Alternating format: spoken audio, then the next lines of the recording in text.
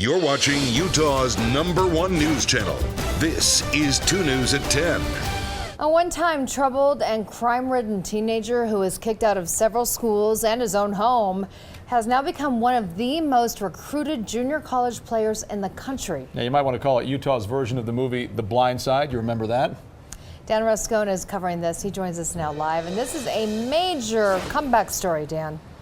Yes, it is, Mark and Shauna. You know, everybody enjoys a great comeback story on the football field. You know, the underdog coming back and winning the football game.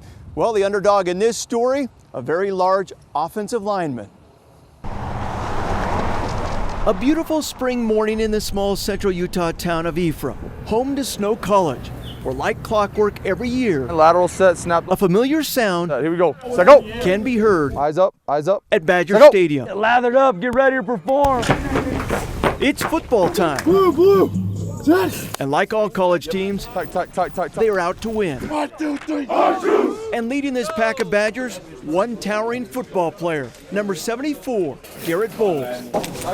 A 6'6", 305-pound offensive lineman who packs a heavy punch. He's so good, he already has more than a dozen offers from colleges across the country. Like, you don't find guys that are that big, that are that athletic. But getting here was a very difficult and painful road. Hey, Joe, let's get it, Joe! Let's get it, Joe! In fact, it's amazing this kid is even playing football at all and not locked away somewhere. I was a troubled teen. That's putting it nicely. Garett was kicked out of or suspended from 5 schools during his teenage years. He got into drugs and alcohol and committed crime, You name it, I've done it. even spending some time behind bars. I got pretty bad. I affiliated myself with some gangs. Life got so bad at home that after his senior year in high school, It was constantly trouble and chaos. Garrett's own father I finally had enough. kicked him out of the house. One day I just came home. There's a bunch of unsavory characters in the household again, and I said, you know what? What do you mean? I said, we're just done. I can't do this anymore. You're not helping. It's time to leave. Basically said, you're done. You're not really a part of this family right now. It was a Friday afternoon, August 26 of 2011, when Garett found himself kicked out of his house. I sat on the street and was wondering where I'd go. All he had was a couple duffel bags of clothes. I see Garett on the side of the road. That's when Greg happened to be driving by and knew he needed to stop. I knew exactly what happened.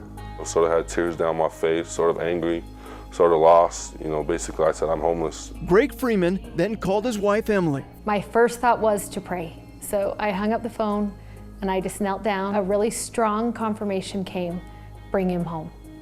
So I called Greg and said, pack up his stuff and bring him home. They picked me up and they told me I have one shot to live. The God I believe in gives people second chances. The Freemans were no strangers to Garett. They were neighbors and knew of his troubled past. He was notorious in the neighborhood. Police were up here all the time. What made you take Garett in? His heart. I love Garett's heart. From the very first time that Garett and I ever talked, I saw inside of him someone who was so good, but was trapped by circumstances that were outside of his control. Why didn't you just keep driving? Garett and I have big hearts. We're kind of a lot alike. That's why. And I never felt so much joy in my life. I always knew these people were good people in my life, but when they told me to come live with them, I knew this was my family. Garett joined the family of 6 like another son. She's my mom. But there were very strict rules and conditions set into place, which included dumping all of his friends, checking in his phone, and having a curfew. He's scared of me. Oh, I'm scared of my mom, that's for sure. Where else would I be? Neighbors also pitched in to help tutor it. It took a year and a half to watch it happen, and there would be really good days and there would be really bad days. Garett would also serve an LDS mission to Colorado, another turning point in his life. It was like I was reborn again because of this family and what they did to me. Do you have any place to stay tonight? That is why Garett is such a fan of the movie The Blind Side. Don't you dare lie to me. The true story of professional football player Michael Orr, who was homeless and taken in by a family and given a second chance. That's why Garett wears Michael Orr's number 74. Michael Orr is my hero, and ever since I've seen that he changed his life and something that I've always looked up to him. Here is a list Kansas, Auburn, Alabama, of some of the 18 colleges BYU, Utah, wanting Garett to play for them. Ole Miss. I love Ole Miss. Mike Orr's school. It is so remarkable that he is living this dream. I'm still pinching myself he's doing this well. That'd be pretty cool if they did. Garett and his father have since mended the relationship. Did what was necessary. It had to be done. I don't blame anyone. A one-time troubled kid I felt worthless. who got a second chance at life thanks to an extraordinary family. He's got all sorts of demons that he battles. Who focused on what Garett could become. I love you, Mom. A real champion is someone who can pick himself up every time he falls.